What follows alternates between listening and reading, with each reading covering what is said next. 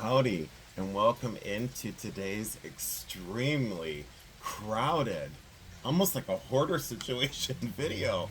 I got very carried away over the last 2.5 weeks of constant buying, and I wanted to show you the pieces before I put some away in my personal collection and get others ready for resale.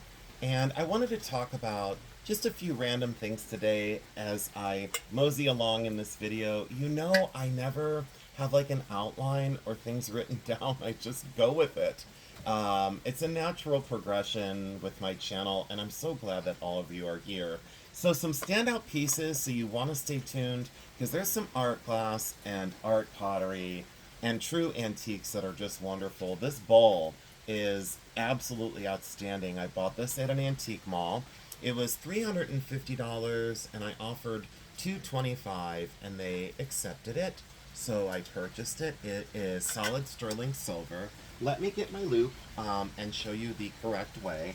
And thanks again for joining in. And if you haven't noticed, it is a torrential downpour in the background.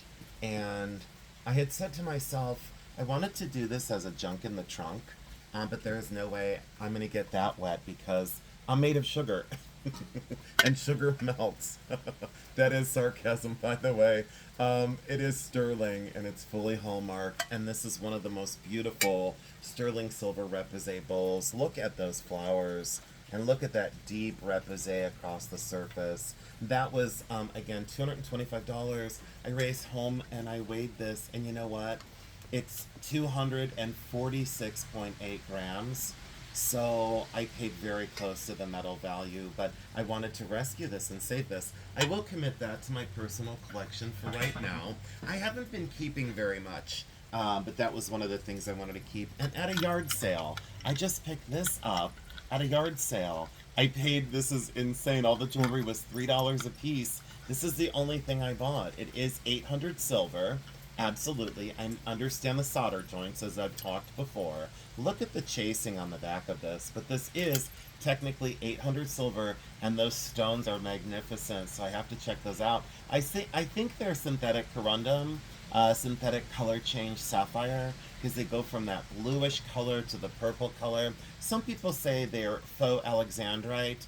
Technically, they are truly not. Those are synthetic corundum, and really nice because they do switch between this blue and this purple. There is a little color variance, so I'm going to be careful and check those stones out, but that was very affordable. I think all the jewelry was $3 each. I only spent $21 there, and I got amazing pieces. One of the things I found at an antique mall when I went shopping with a few viewers who are now friends, and a shout out to Jeffrey and Julie, I found this hat pin, and look at that for an Art Nouveau original, and check her out with that peacock headpiece, and check out the face. That is one heck of an old hat pin, absolutely Victorian original into Art Nouveau. Circa dating on that one would be right at 1890 into 1900 technically, and I thought she was just exquisite. Hope the lighting is okay, because I didn't turn my ring light on. And the reason for that is because I didn't want it in my face. If you love Herkimer diamonds, please make sure you go over to my Herkimer diamond video that I just got done. I am very, very proud of that video. I covered a lot of things that were basic information, and I started to take the deeper dive with all of you on Herkimer diamonds.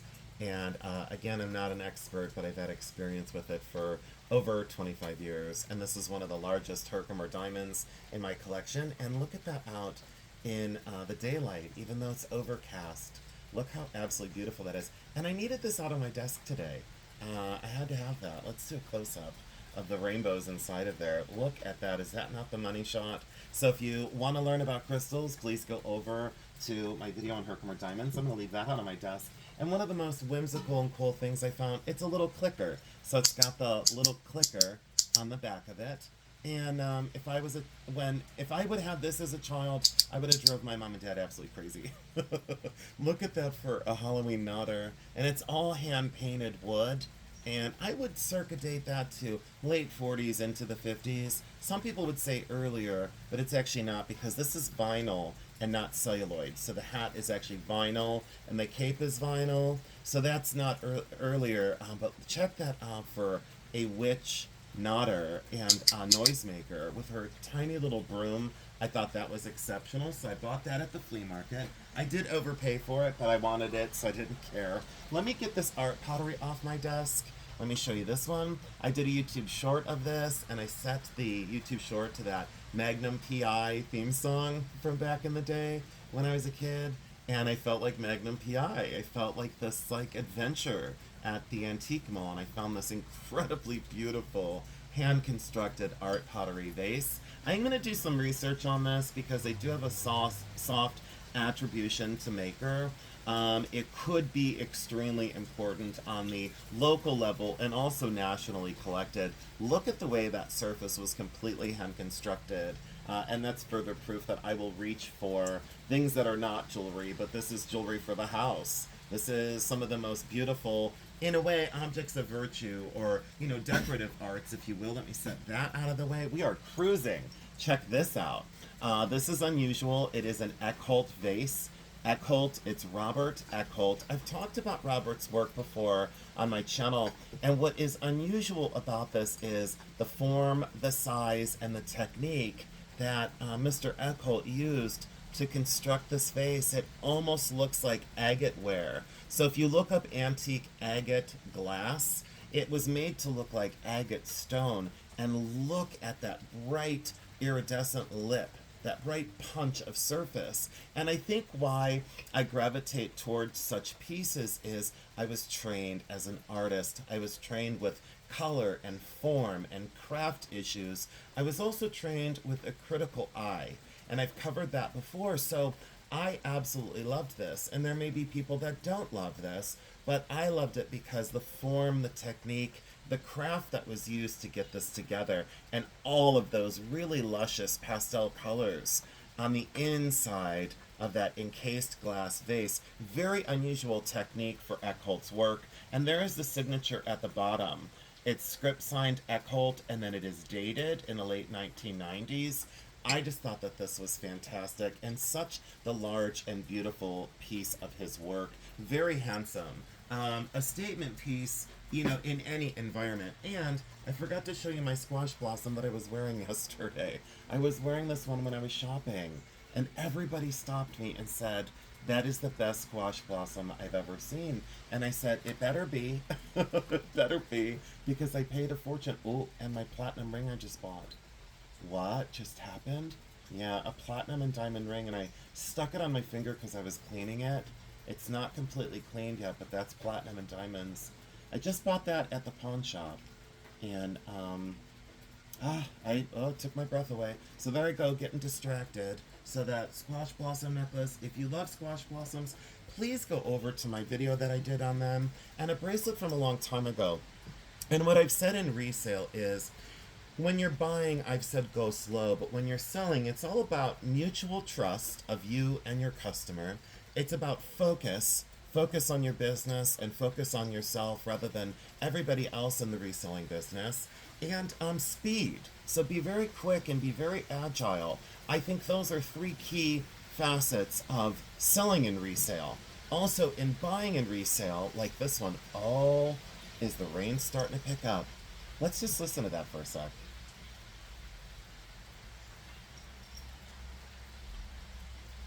Yeah. Wow. The wind really just kicked up for a second there. This is 14 karat white gold, and why they had missed this, I've had this for, wait a minute, is this the one I've had for a while? See, now I'm all confused. I turn the camera on and I go crazy. I think this is one I've had for a while. I'd have to consult my mom because she remembers when I got some of these things. Oh, let's see here. I buy so much I've started to forget. And that's weird because I always remembered where I bought things and what I paid. Even from 30 years ago, I still remember. 14 karat yellow gold, Italy. And it's signed, why they missed the mark. See where it's signed down in there? And I just had to get my loop. So please go and get a 10-op loop if you don't have one. You'll make a ton of money off of this. I can guarantee you by the end of someone's career in reselling, you could make $100,000 with a loop. And you know what? You might make three, four, five, six, $700,000 with a loop that costs you $8. Anyways, so I went in there with the loop and I could see that it signed 14 karat. And this is white gold, and they missed it because it was signed on the inside. And check out that sapphire clasp, those cabochon sapphires. And sorry to be a heartbreaker, but this is a keep. This is a keep.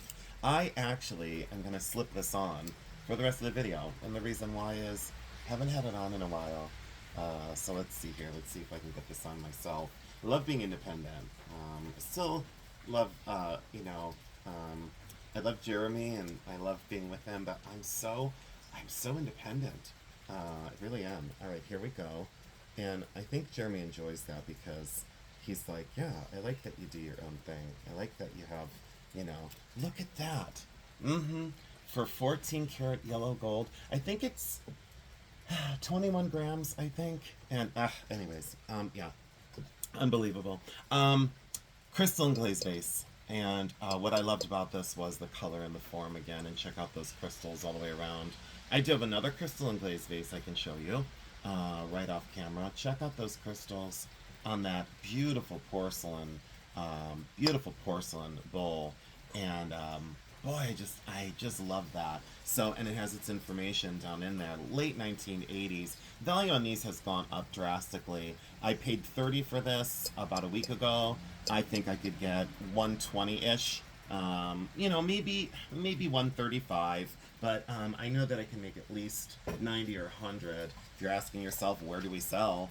Bully Run Coffee. So please go and subscribe to Jeremy's channel. I appreciate it. And this is the other crystalline glaze vase. And check that out. I did buy this one for myself because finding red is insanely difficult. So when you see red crystalline glaze, and those are all crystals, hence called crystalline glaze. And look at the foot, and it is signed. Let's go in there and check that out. Also came with some paperwork on the artist. I didn't care about this. I didn't care who it was. I was grateful that it had the paperwork with it, but what I was seduced by was the form and the color. And check that out for that wide lip and dramatic wide lip and that tight foot that it sits on. Sits very, very level, a very welcoming lip, and I liked that little ledge here, that sensitivity to put a finished edge on there. If that wasn't there, I may have passed on this completely. Even though I would have been seduced by the color of that glaze, I still would have maybe passed. Anyways, let's get into some of these parcels, because these two are from the antique mall, and I remember this. I was super excited. Check this out. And you know I don't like the crinkly paper, so we're just gonna move the paper out of the way. Now that that is done, check this out for a awesome home craft purse. Look at this thing. It was $18, and I went absolutely crazy because I go, I know I can at least triple or quadruple my money. Look at that. I said to myself, someone worked really hard, and then I was joking with, Tori was with me, and I was joking, let me get the string tag off of it. I need to come up with a name for these, the price tag strings that people leave on once they take the tag off. I have to come up with a name for these. So if you have a suggestion, I'm almost afraid to say, because you all have such a great humor on my channel. I need a name for these. I have an idea, but it's not, it's not exactly probably what I should be saying on my channel. But then again, have I ever really censored myself? The answer is no. And I'm not gonna, why start now? Why ruin a great thing, right? So, anyways, but check this out. I was joking with Tori and I said, boy, they had to eat a lot of popsicles. And she said, hey, dum-dum. But she really didn't. She goes, hey, you can buy them at the craft store. And I said, oh, that's right. But I thought the person had eaten all these popsicles. Look at the hinge on there. Those screwed brass hinges, and look at that awesome silk flower that's early. This is late 1970s. Homecraft made a purse made out of popsicle sticks. What on earth is going on? And I said to her, you could not pay me $18 to eat that many popsicles. And you could not pay me $18 to glue them all together in that star-like pattern. And no, I would say no, I'm sorry. I can't do that for you. But look at the way that's crafted. Someone is absolutely going to love that. Some of these pieces that are like, they're slightly kitschy in a way, but sometimes kitschy can be great when it's like folk art or untrained art. And the artistry that went into that really got me. I do have a lamp made out of popsicle sticks as well. And it's a great big table lamp that I bought years ago. I don't remember this, so you'll have to forgive me. And again, the wrapping paper sound, please just don't listen to it because it annoys me. Oh, let's get that out of the way. I should have unwrapped this off camera, so I wouldn't have to complain about the wrapping sound. Now I remember. Holy cow. Yes, yes, yes, yes, yes, yes, yes. I was minding my own business at the mall, and yeah, this was $100, and I'll cover up the mall even though it doesn't matter, but it was $100. Check this out for signed art glass, and it's signed right there. So I need to do some additional research. I have a feeling I know who that is. I need to do some additional research. Check out the technique that was used. This kind of three-lobed form. Look at that side. And then it goes into the purple side. And look at that green side. Absolutely modern sculpture, encased glass. I loved everything about it. I loved the form. I loved the weight. I loved the finish. I loved that top edge. Sheared and polished bottom, yet again. So that is one large facet. Let me get that in the light so you understand. So that's sheared and then polished at the bottom. A sure sign of quality in glass when you see that. When you see that frosted finish and kind of clumsiness, those are normally produced in China now, mass-produced paperweights in China. And boy, I'll tell you, not my favorite to see at the antique malls because the prices of the Chinese paperweights, they have them out for 30, 60, 90 as like vintage, and I'm like, no, no, no, those are brand new.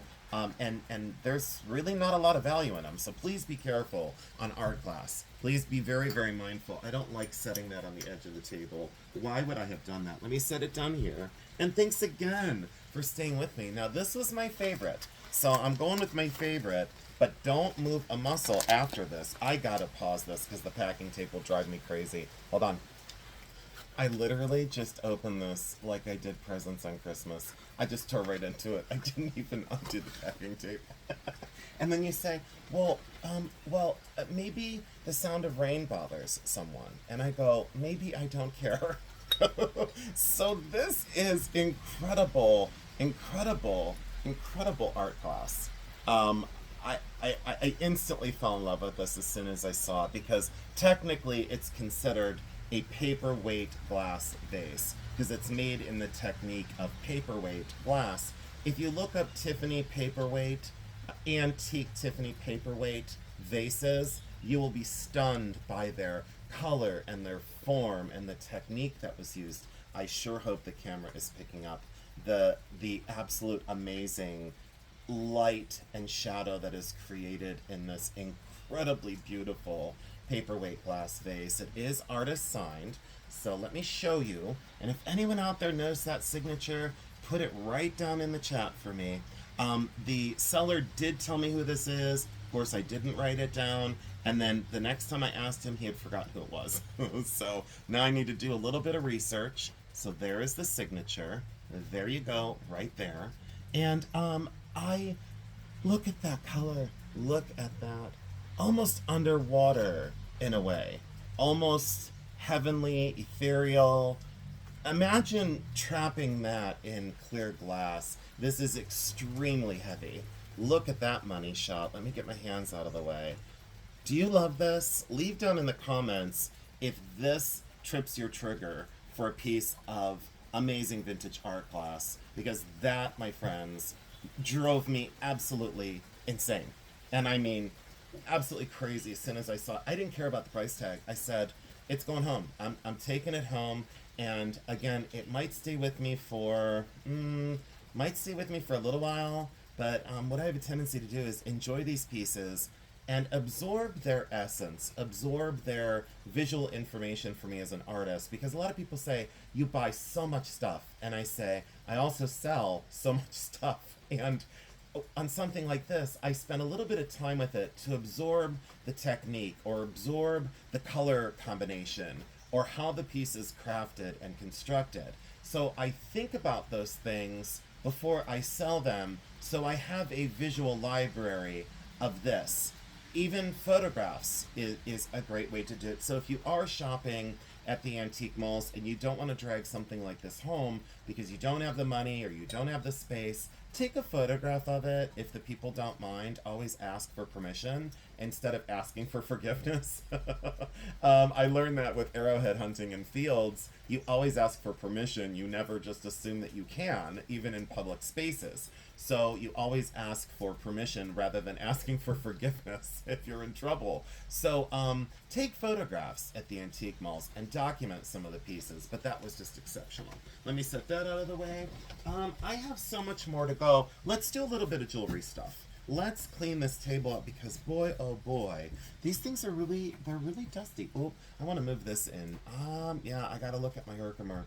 Let's leave that right there. Boy, look at all the dust and dirt on the tablecloth. That's the problem with doing it on black, but I don't mind because I think sometimes, I think it's classy on black.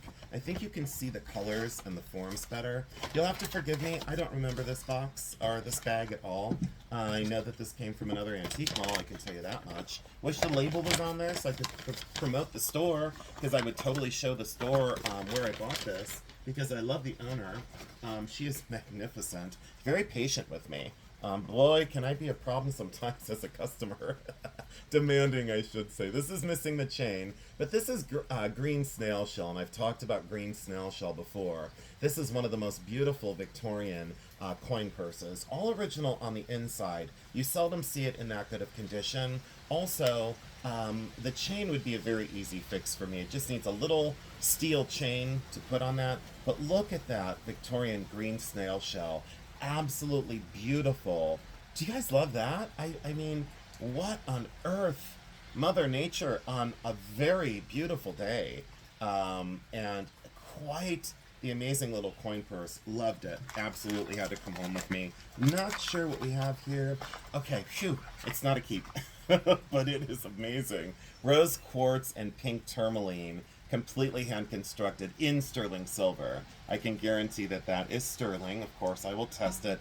But I bought it because the form, the craft, and it being unusual. Look at those cabochon pink tourmaline that go up here. Natural crystal, another natural crystal, and then two gigantic rose quartz. Check that out. And they put it on a pearl string. What on earth? Yep, look at the construction of that. Now, a lot of times you got to watch these because they're not sterling. You've got to watch these close, everybody. This form, be careful because there's a ton of these out there.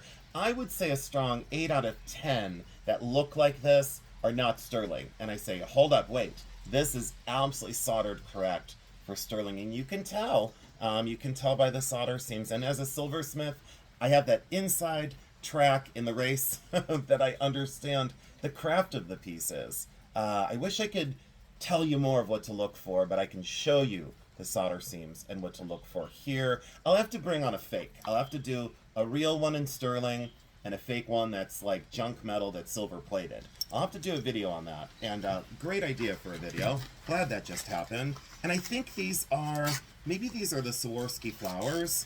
I think these are the Marguerite, I believe they're called. Oh yes, this is the Swarovski flower in green, and it is signed with the Swarovski swan. These are very collectible because these were retired a long time ago. And the stem is cut at an angle, so when you set that down on the table, see how it sits at an angle? Look how beautiful that is. And then this is the red one. So I did, at least I think I bought the red one. I think I did. I think I bought the green and the red, and unfortunately, I think the other one is the blue, and it did have a small chip on one of the edges. So, and if they're chipped, don't buy them. See the little S right there? That is absolutely beautiful. Look at the light that goes through that. So I bought the green and the red, and I thought, yeah, yes and yes. Look at the light that reflects. Yeah, absolutely. And look how scraggly my beard is in the corner, I just noticed. Oh, because it's humid. And my beard went crazy this morning. All right, let's set those out of the way. But let's put them... Hold on, I'm going to put them back in their bag so I don't break them. Oh, and before I go there, we'll show you the bolo tie that I chose. Again, it has one of those tags, the string tag. You got to tell me what that's called. Oh, I'm so worried. I'm so worried about what some of the answers are going to be, especially from Judith. Judith and Joshy boy, if you're watching, you have to behave. Even though you don't have to on my channel ever. I'm never gonna censor anyone. It's never gonna happen. Unless you're a total jerk, then I will absolutely zap you. So you will not get to my viewers. You will not get to my people. They are my family, and I love you all so much. And I will venomously protect my people. This is an arrowhead shaped in wood. Check out that turquoise. Absolutely fantastic turquoise. I love this bolo tie. So that was kind of a keep. Oh, I'm almost tempted to put it on. Yeah, but I'm so soggy wet because I was out trimming trees. What else do you do when it's raining? Check this out for related quartz. Is anyone out there going absolutely banana brains? As soon as I saw this for rutile quartz, I said, yeah, and it's Brazilian. So there's its information. I think it's 47. It's going to be heavier than 47 grams, I would think. Check that out. All faceted and in wonderful condition. Always check the edges. Make sure there's no chips on that. Check that out. And you know, when I was there, I said, I have to make a ring out of this. And I think it's going to become one of my most powerful rings. I'm envisioning it being on the finger this way, and yeah, sterling silver bezel. Yeah. So if you see me shopping someday out in real life, you'll know me by this ring.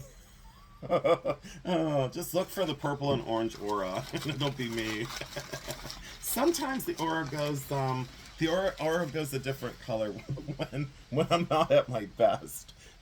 This is the praying mantis in bronze, and of course, I do want to make a ring out of this as well. And everyone's like, why does it have to be a ring? Why can't it be something else? No, it has to be a ring. Because see, I'm going to have him or her reaching for like a turquoise cabochon, or a rock crystal cabochon. So I'm going to solder it down to a ring shank, and then I'm going to put a stone on the base of it, and that praying mantis is going to reach for it.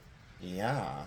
I said, yeah, that's going to become a ring. I know, and if you're into studio-made pieces, please go over to some of my studio videos. I'm going to set that stuff... Oh, there goes the tag. I'm going to set that out of the way, and I probably should regroup.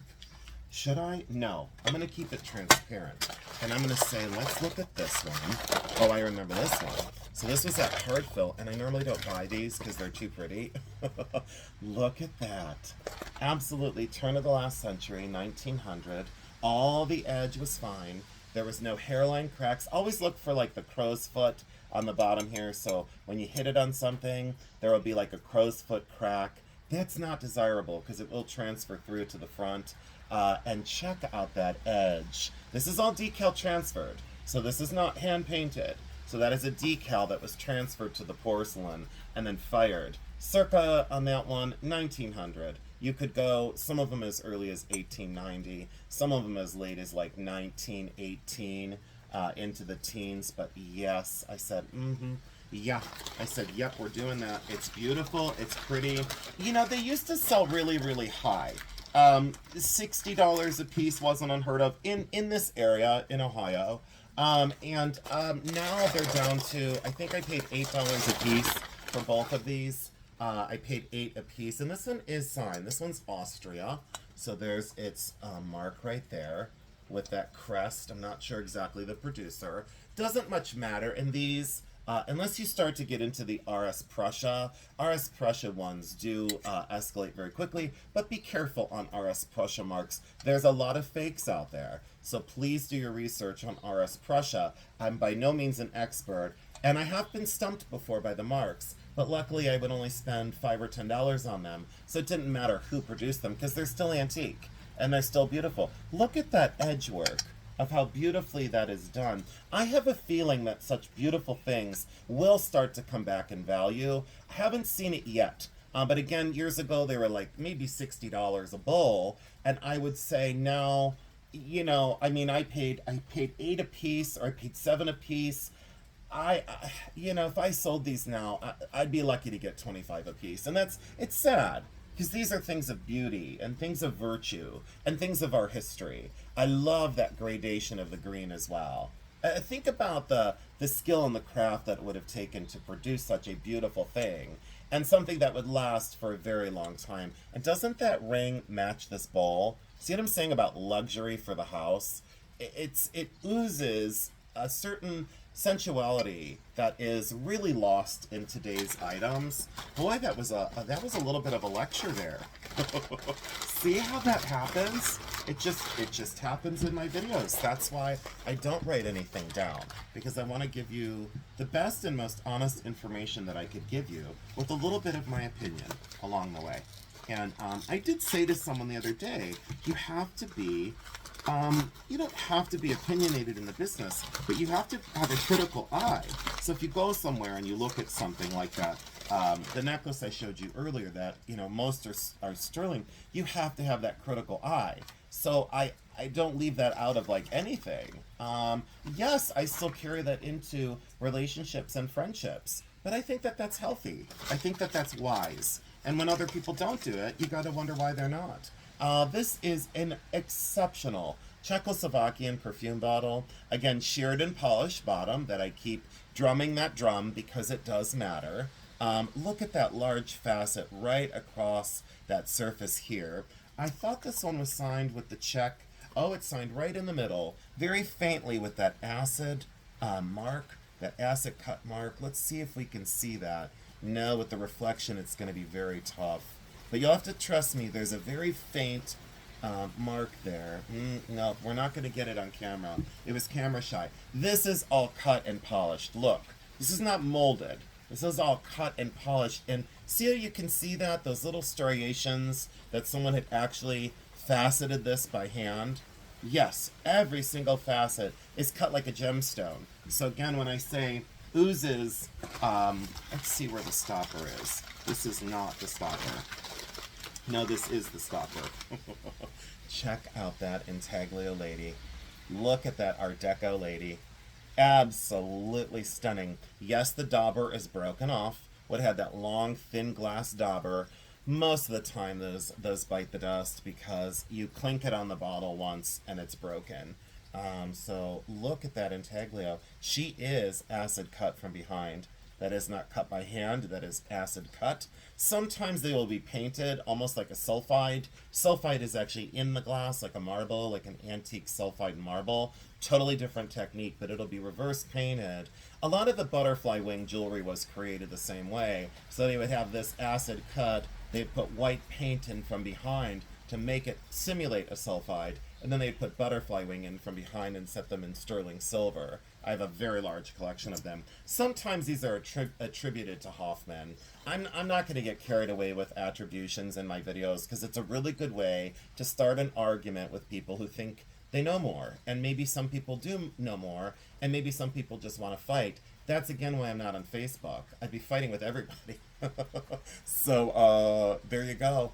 Check that out. Yeah, I said absolutely yes. I think I paid 45 or 50. I think even with the broken dauber, it's still 125 to 145 because the craft and the condition of the rest of it is just seamlessly, absolutely gorgeous. We'll get that wrapped up. Oh, and just a couple more things. There's one bag over there that I do want to get to. Look at me go 33 minutes in. We may not get to that bag. I might do a little preview for the next video because I want to call it here in a second. I don't know what this is, so please forgive me if it's garbage. Oh no, this isn't garbage. This is that Patagonia. Patagonia, old Patagonia. Pottery, I bought it to sell it. I have never seen this one, this compact and this highly decorated. Look at that butterfly, completely hand-painted earthenware pottery. Completely hand-thrown. That's just a residue from the sticker, where the sticker was, because I didn't clean these up at all. Look at that. Yep. And I said, that is stunning. And the reason why I did this is easy to ship. So that'll definitely be coming to sale because the artistry and the handcraft of this. Absolutely, yes. I need to get this processed and get this sold. That is an incredible piece. Absolutely love the glaze on it. I love the naturalistic form. And I bought this dog for my collection, this yellow hair dog who's been patiently waiting in this priority box. I bought this. Let me show you the base because I want to show you early. I want to show you early construction of yellow hair. Look at this dog. Absolutely charming and amazing. Look at that. I said to myself, my friend Deb had this out at Hartville, and I said, I have to have it. There is a restoration right there at the edge. You can see that that was filled and then in-painted. That is to be expected. A lot of times people say, what were these used for? A lot of times these were used on a mantle, facing each other, or this was a doorstop. Absolutely amazing, amazing, and I almost said amazing with the Bennington glaze. Check that out. Yes, absolutely. And as soon as I saw it, I said, these things have come down in value, and there's no reason why they have. I understand that years ago these were $5.95. You know, I did sell one in Ravenna that the glaze was more highly modeled and more viscosity, meaning the glaze had a more dramatic drip to it. High viscosity glaze, and I sold it for. Let me move my Herkimer. I sold it for $4.95 to a dealer. That wasn't that long ago, but it was more unusual than this. The form was the same, the size was the same, but the glaze was more high viscosity glaze. Very, very stunning, very handsome fellow. I paid her $200 for this, and I didn't mind at all. I said to myself, I don't mind at $200. I think on a really bad day it's $2.95. I don't think we're going to get into this, but let me give you a quick peek. And maybe this will be, yeah, this will be in the next video. Let's do it that way. A whole big bag of really, what's going on here? Oh, look, that's what I told you guys. Be careful when you're shopping. There's the message right there. Be careful when you're shopping at the flea market that you don't get a bag with a hole in it. I almost lost this, and that is an early arrowhead. Let's pull it out of there. No, it's not coming out. That is an early arrowhead on a sterling silver chain that I would have lost if I didn't have this double bagged. But I learned my lesson with that John Hardy earring. I learned my lesson. And I always tell people, I try to give helpful advice. Jointed old bear that I loved. Very adorable. Not sure what's in this. And there is a lot of jewelry stuff in here. So for my jewelry people, please don't desert me. Please come back for the next video. Look at that, and look at that ring. That is moss agate in sterling silver. One of the most beautiful vintage moss agate rings I've seen in a very long time. And look, again, let's try and get this out of here. Nope, there we go, we got it. Check that out. An ancient arrowhead in sterling silver, and that was $3 on a $3 table. And you know how much I love my Indian artifacts, my Native American Indian artifacts. Absolutely, yes. I said to myself, yeah, absolutely revered object. I love them so much. I had to say that. Okay, and then, tons more jewelry, of course. An awesome pearl necklace. We'll talk about that. And a whole bunch of sterling necklaces that were on their display boards from like a closed out store. So I got these from my friend Emily. So Emily, if you're watching, special shout out to you, and thank you for giving me the stands. And I think there's another, yeah, here, there's another one. Yeah, she had some great stuff that day. These are all sterling, and I got these awesome displays. Every single one of them has a 18 or 20 inch sterling silver box chain. And I said to her, yeah, look, every single one has the chain right on it, and they're in perfect condition. Blue topaz, probably a garnet, and maybe an amethyst. All natural gemstones. We'll talk about that coming up. Oh, you gotta come back. That bracelet's amazing. Oh, the cuff bracelet. We'll talk about that. Oh, and the Art Deco tray. All right, I'm not gonna ruin the surprise for the next time, even though I kind of did. There's a lot of jewelry down inside the bottom of the bag. We'll get into that in the next video. Thank you so much for joining me. I hope you enjoyed this tour of some of the decorative arts and antiques that I purchase on a daily basis. My love for this business is, uh, it's undescribable how much I've enjoyed this journey with antiques and collectibles. Having been in resale now for now over 30 years, I love it. I wouldn't trade it for anything. I wouldn't trade it for any other job on the planet. You have to be industrious and smart, a problem solver, forward thinker. There's a whole bunch more that I'm going to get into in coming videos. But remember, when selling, just focus on that mutual trust of like customer and seller. Focus on the focus portion of it to really hone in and rein yourself in. Be selective, is my point. And speed in selling.